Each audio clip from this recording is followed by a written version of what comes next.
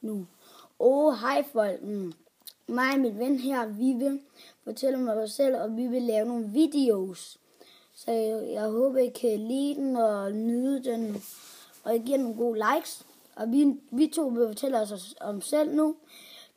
Jeg hedder Laurits, og mit efternavn er Bay, og jeg er 9 år, og nu jeg går i 3. klasse.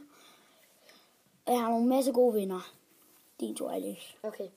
Jeg er Alexander, men vi kalder mig for Alex. Men mit efternavn er Dorner. Og at jeg går også, vi går på den samme skole. Jeg går også i 3. klasse. Jeg går i 3. uge. Han går i 3. V. Vi går på Christianshavn skole.